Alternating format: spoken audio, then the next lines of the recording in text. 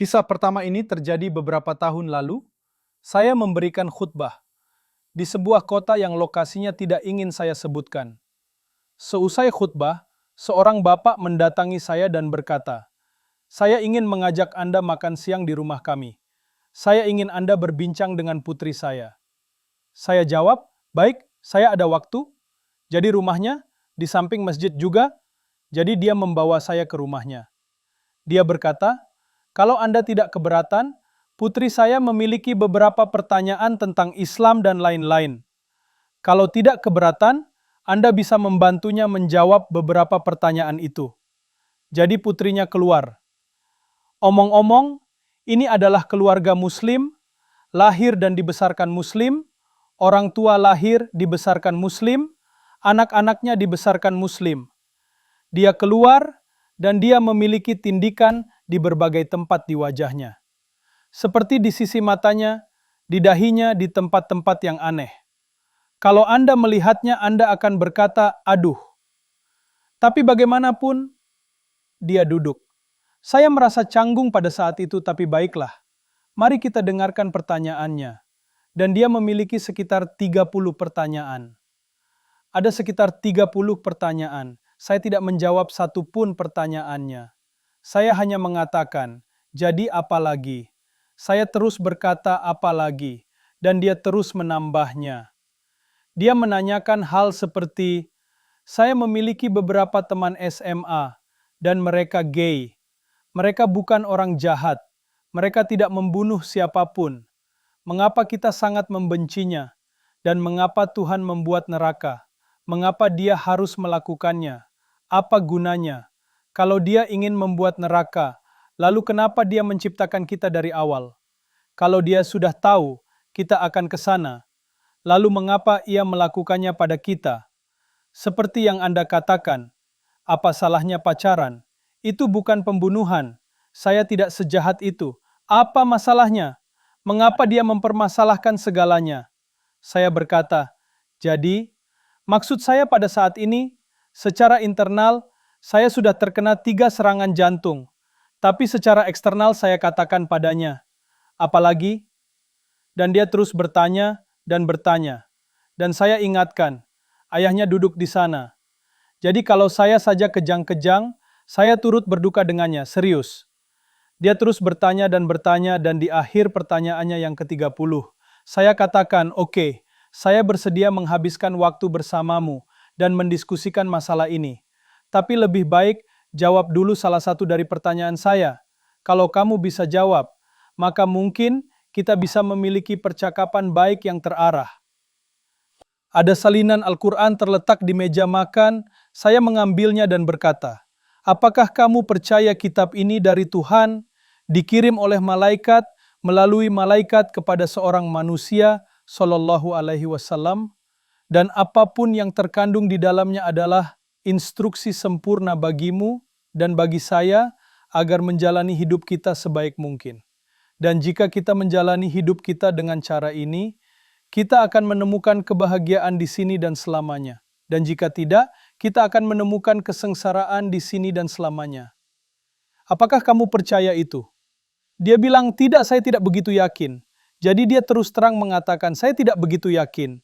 Jadi semua pertanyaan lainnya menjadi tidak penting. Tak satu pun dari pertanyaannya itu penting. Itulah yang saya sebut sebagai krisis iman. Dan dia bukan satu-satunya. Kisah seperti ini terjadi berulang kali, dan banyak orang memiliki pertanyaan serupa, tapi mereka tidak menanyakannya. Banyak orang, saya tidak hanya merujuk pada wanita, pria Muslim, mereka dibesarkan dalam keluarga religius, dan kemudian semuanya menjadi haram. Di kepala mereka, mereka mengatakan, "Mengapa itu haram? Mengapa saya tidak bisa melakukan hal itu?" Anda hanya akan menjawab, "Allah berkata demikian." Anda mengatakan itu untuk semua hal. Kita harus membangun percaya diri dalam diri para pemuda Muslim sebagai bagian pendidikan terhadap mereka. Jika kita tidak melakukannya, kita akan membayar harganya dalam 10 tahun mendatang. Mengatakan ini pada Anda membuat saya sangat khawatir. Para pemimpin Muslim belum melakukan langkah yang memadai dalam memikirkan bagaimana menanamkan kebanggaan dalam beragama, bagaimana menanggulangi krisis keyakinan di antara para pemuda Muslim kita. Jika mereka menghadapi masalah filosofis, kita malah menyuruh mereka berwudu dan sholat 2 rakaat di sudut sana. Jika itu tidak berhasil, baik kembalilah saya beri kamu doa khusus. Bacalah dan masalahmu akan lenyap. Camkanlah, jika mereka menghadapi masalah filosofis, jika mereka merasa mulai goyah keyakinannya, solusi spiritualnya ada di sana, namun Anda tidak bisa mengabaikan solusi intelektualnya. Anda tidak mungkin mengabaikannya. Agama kita menuntut pemikiran. Agama kita bukan keyakinan buta. Agama kita sangat hebat. Kita harus meyakini hal itu, serta berusaha menanamkannya di kalangan anak-anak kita. Kami sedang terbang ke konvensi IKNA. Saya biasa membawa ke-28 anggota keluarga saya. Saya punya 6 anak, kadang sampai salah hitung. Jadi, kami sedang ada di pesawat, anak saya masih kecil, jadi mereka pendek, sehingga tidak bisa melihat melewati kursi pesawat. Mereka masih kecil, duduk di kursi, dan istri saya dan saya yang lebih tinggi, kami bisa melihat layar TV ketika ia diturunkan. Bukan? Jadi sebuah film sedang ditayangkan. Kami sebenarnya tidak ingin menontonnya, tapi mau tidak mau, karena ada tepat di hadapan kami. Dan alhamdulillah, tentunya kami tidak punya headphone, jadi hingga titik itu kami menonton film bisu, dan filmnya adalah film dokumenter tentang Justin Bieber. Iya, bayangkan itu. Syukurlah filmnya bisu kan? Jadi, film dokumenter ini diputar. Saya berusaha menghindar dari menatapnya. Namun, saya tak kuasa. Tidak kuasa karena TV memperlihatkan anak ini naik ke panggung dan mulai menyanyikan lagu-lagunya. Dan para gadis remaja di antara penonton menangis. Bisa dilihat bahwa mereka seperti mengatakan, "Kami sangat mencintaimu. Aku ingin mati untukmu." Lalu ada para ibu yang membawa anak gadisnya ke konser. Juga ada seseorang yang membagi-bagikan voucher, bertuliskan, "Kamu bisa bertemu dengannya di belakang panggung." Anda harus melihat reaksi keluarga itu. Bagaimana mereka meloncat-loncat kegirangan. Dan tentunya pada adegan itu, saya berpikir, ya ampun, orang-orang ini tidak punya teladan, hanya yang seperti ini saja yang bisa mereka idolakan. Mereka sangat bahagia dengan ini. Mereka sudah sangat senang dengan hal ini. Betapa mirisnya. Lalu di adegan berikutnya, ada seorang remaja muslimah. Dia berhijab dan memperoleh sebuah voucher. Kamu akan bertemu dengan Justin Bieber. Dan dia berputar mengelilingi sebatang pohon, memeluknya seperti orang gila. Dia bukan satu-satunya remaja muslim yang begitu. Cukuplah sudah. Dia bukan satu-satunya. Jangan katakan, "Astaghfirullah, muslim macam apa dia." Itu tingkah rata remaja muslim. Itu normal. Oke? Jadi sekarang kita tidak hanya menghadapi krisis keyakinan, namun juga krisis buah dari keyakinan. Apa yang dimaksud buah dari keyakinan? Keyakinan itu sendiri adalah Anda yakin Islam itu benar, begitu kan? Namun di balik itu, setingkat di atasnya, Anda harus merasa bangga dengan Islam. Sebagai konsekuensinya, segala sesuatu yang bukan Islam tidak lagi menarik bagi Anda. Segala hal yang bertentangan dengan Islam bukan sekedar tidak tertarik dengannya, Anda bahkan merasa sedih kepada orang yang tertarik dengannya. Anda sudah menganggap hal itu di bawah level Anda. Pahamilah ini, hal yang besar bagi seorang Muslim adalah, kebanggaan seorang Muslim adalah, alih-alih seorang remaja Muslim berpikir, saya tidak boleh begini, saya tidak boleh begitu, saya tidak boleh yang lainnya, semua haram, lihat teman saya, mereka boleh-boleh saja melakukan apapun, alih-alih seorang remaja Muslimah SMA yang memakai hijab. Dan semua orang mengomentarinya, mengejeknya, mengatakan hal-hal aneh kepadanya, atau gadis lain mengatakan betapa jeleknya dia karena hijab yang menutupi kepalanya, dan seterusnya, dan di kepalanya gadis ini berpikir, saya harap saya bisa seperti gadis-gadis lain, boleh memakai apa saja yang mereka suka. Saya tidak boleh melakukan apapun, tidak bisa bersenang-senang dalam hidup. Satu-satunya hal yang menghalangi kebahagiaan saya adalah Islam. Remaja kita tidak percaya diri, tidak bangga, tidak cinta pada Islam. Mereka tidak percaya diri dengan Al-Quran. Mereka tidak percaya diri bahwa Rasulullah SAW adalah sepenuhnya teladan terbaik. Tak seorang pun layak untuk lebih dicintai, tak seorang pun layak untuk lebih diikuti, tidak seorang pun. Bagaimana cara menangani krisis keyakinan? Mudah memang bila berbicara tentang masalah, namun sulit mencarikan pemecahannya. Kita harus membangun sebuah budaya yang dikelilingi oleh kekuatan pertemanan.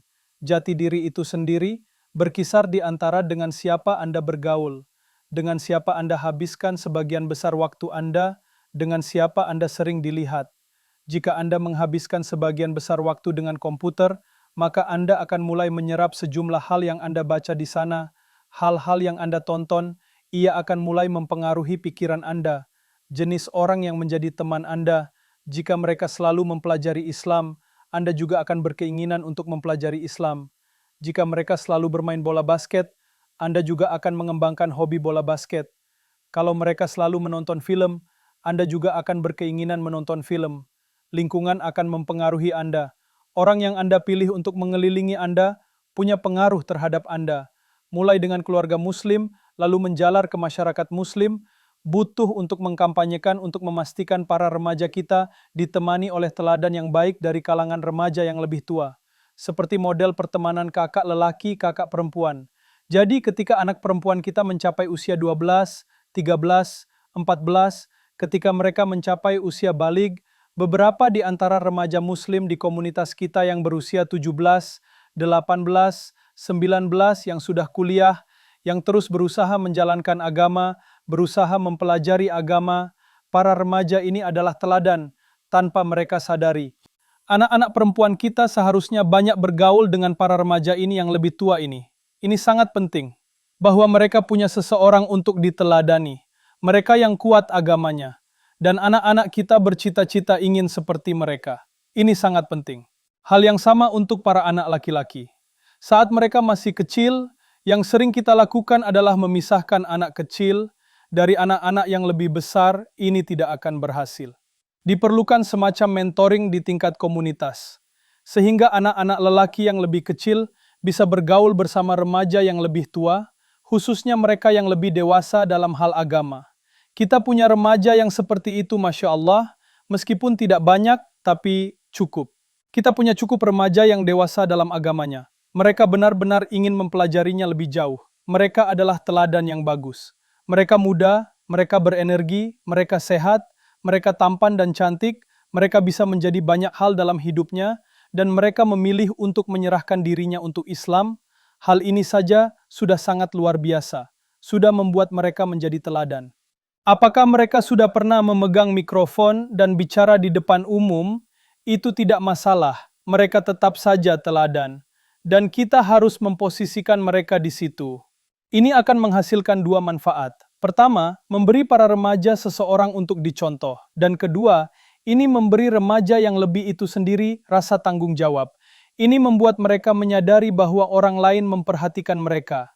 Bahwa mereka harus memenuhi standar yang lebih tinggi. Karena merekalah yang menjadi kriteria bagi yang lain. Juga memberi mereka rasa tanggung jawab. Mentoring semacam ini harus segera dimulai. Ini terjadi ketika keluarga mulai melakukan ini, dan menggunakan komunitas sebagai sarana di mana mentoring semacam ini bisa berlangsung. Para pemuda dewasa ini, khususnya para pemuda dewasa ini mengatakan, saya tidak tahu apa yang harus saya lakukan. Ustadz, beritahu saya apa yang harus saya lakukan, jurusan apa yang harus saya ambil, pekerjaan apa yang harus saya lakukan, dan mereka diam tanpa melakukan apa-apa. Mereka meminta saran dari 30 orang, kemudian mereka mencari orang lain, dan mendapat 40 saran lagi. Lalu mereka pergi ke orang lain, dan mendapat 50 saran lainnya. Dengan semua saran dari semua orang ini, mereka berkata, saya sudah bertanya pada 100 orang, dan saya mendapat 100 macam jawaban. Ya, itu karena kamu bertanya pada 100 orang, makanya kamu mendapat 100 macam jawaban karena manusia adalah individu yang berbeda. Jadi mereka akan memberimu saran yang berbeda. Sebelum kamu berusaha, kamu tidak akan menemukan jati dirimu. Kamu tidak akan tahu kekuatanmu dan tidak akan tahu kelemahanmu. Jangan takut bekerja. Jangan takut terlibat, mencoba sesuatu, gagal. Kegagalan itu baik untukmu, karena akan menunjukkan apa yang belum terlihat. Kamu akan tahu apa yang perlu kamu perbaiki. Kamu juga akan tahu apa saja yang kamu kuasai dan mungkin bisa kamu kembangkan lagi. Tapi itu tidak terjadi sebelum kamu bekerja keras, sampai kamu terjun ke dalamnya, terlibat penuh di dalamnya. Saya ingin kamu pikirkan, fakta bahwa ruh berasal dari alam amar. tapi kehidupan yang Allah berikan pada kita di dunia ini, di mana kita bisa bekerja dan menemukan jati diri kita sendiri. Bukanlah kehidupan tanpa batas, bukan? Jadi antara usia remaja, tidur, dan usia tua ketika kamu sudah pikun, kita tidak punya banyak waktu untuk mencari jati diri, untuk menjadikan diri kita berguna. Jadi jangan takut mencoba sesuatu. Allah telah memberi kita petualangan yang luar biasa di dunia ini. Jadi jangan takut mencoba berbagai hal. Maksud saya, usahamu untuk berpetualang mencoba belajar bahasa Arab itu bagus, tapi ini baru permulaan. Cobalah berbagai hal dalam bisnis, coba hal baru dalam pendidikan, coba berbagai jenis pekerjaan, cobalah berbagai hal. Jika kamu hidup dalam kekhawatiran, saya tidak yakin apakah akan bisa jalan. Saya tidak yakin saya akan berhasil atau tidak. Mereka ini adalah orang-orang yang hanya akan menjadi penonton dan tidak melakukan apapun dalam hidupnya. Berhentilah untuk takut dengan kegagalan. Kamu harus mengasah syaklah yang kamu miliki. Lepaskan penghalang yang ada. Begitu kamu melepaskannya, hal menakjubkan akan terjadi dalam hidupmu. Begitu kamu berhenti stres dengan kegagalan. Salah satu siswa favorit yang telah saya ajar. Program Dream telah berlangsung selama 5 tahun. Kalian berada di tahun kelima. Luar biasa.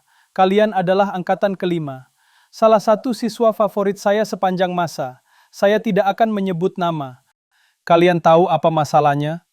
Menurut saya, Allah menciptakannya bukan untuk belajar bahasa Arab. Pria ini, dari pagi hingga malam duduk di kelas. Saat istirahat, semua orang bermain pingpong atau saling menampar, tapi dia tetap belajar. Yang lain istirahat makan siang, tapi dia terus belajar. Dia tenggelam dalam catatannya.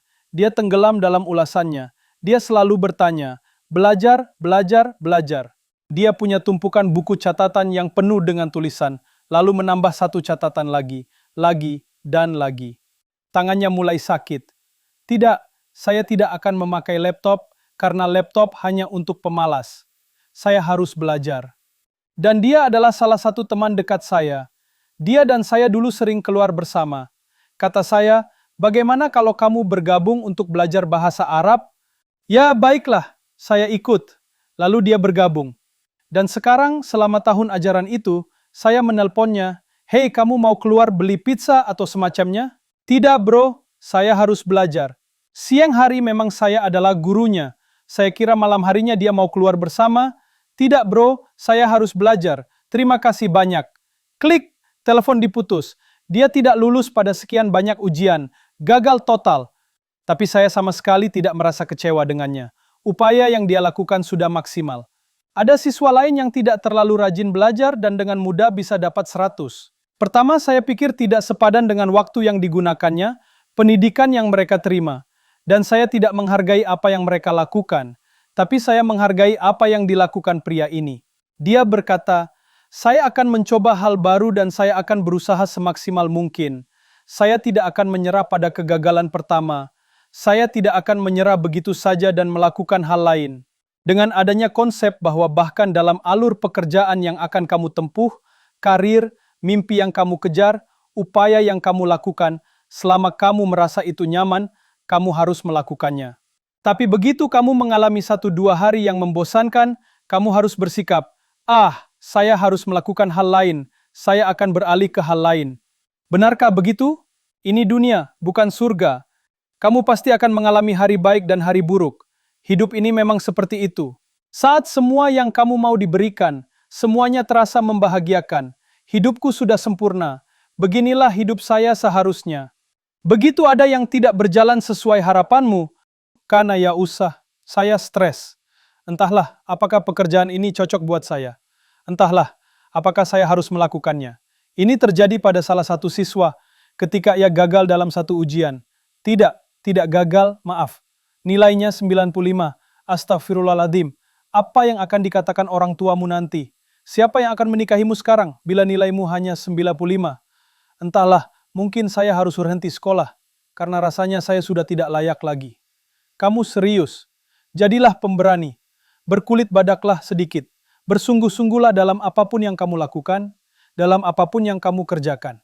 Dan ini tidak terbatas pada keikutsertaan kamu semua di program Dream ini. Lebih dari itu, milikilah sikap itu dalam hidup ini. Apapun yang Anda kerjakan, seriuslah, dalami semuanya. Betul, cari saran, tapi jangan berlebihan. Jangan terus-terusan mencari saran dan mencari nasihat tanpa melakukan apapun. Ada beberapa orang dalam hidupmu yang bisa dipercaya. Dan terkadang ada orang yang punya kebiasaan suka meminta saran dari beberapa orang yang dia tahu pasti akan memberi dua jawaban berbeda. Orang seperti ini hidup dalam kebingungan, merasa punya tameng dari situ. Saran itu digunakan sebagai justifikasi untuk tidak melakukan apa-apa. Soalnya dia bilang begini, tapi Anda bilang begini. Mereka menunggu kita untuk mengucapkan sesuatu, kemudian menyanggahnya. Tapi dia mengatakan ini, seandainya kamu katakan itu, sebelum saya memberimu saran, tapi carilah saran dengan tujuan jelas, dan carilah saran dengan kepercayaan. Jangan bertanya pada sembarang orang. Omong-omong, bila kamu mencari saran yang kontradiktif dari orang lain, kamu tahu apa artinya itu? Artinya, pertama, kamu tidak memiliki rasa percaya diri, itu yang pertama. Yang kedua artinya kamu tidak percaya pada orang lain. Kamu tidak mempercayai mereka. Mengapa kamu meminta saran mereka bila kamu menginginkan pendapat yang lain? Kamu tidak perlu mengambil pendapat semua orang. Anda tidak perlu mengambil pendapat saya, atau pendapat Syekh Omar Sulaiman, atau pendapat Syekh Abdul Nasir, atau pendapat siapapun dalam hal itu. Pertimbangkan pendapat mereka, lalu buat keputusan sendiri. Tapi begitu kamu buat keputusan sendiri, faida azamta saat kamu membuat keputusan, fatawakkal 'alallah. Percayalah pada Allah, lalu teruslah melangkah. Percayalah pada Allah, inilah cara untuk menemukan jati dirimu. Ini sebenarnya pelajaran yang sangat penting dalam hidup yang harus dihayati para muslim, kalian semua. Insyaallah ta'ala, hal besar akan datang untukmu dalam hidupmu dan bermanfaat bagi orang lain dalam hidupmu bila kamu bisa menghayati hal ini. Dukungan bulanan sebesar Rp20.000 memastikan Free Quran Education tetap gratis dan bermanfaat bagi pembelajar Islam di seluruh dunia. Setiap kontribusi sangat berarti.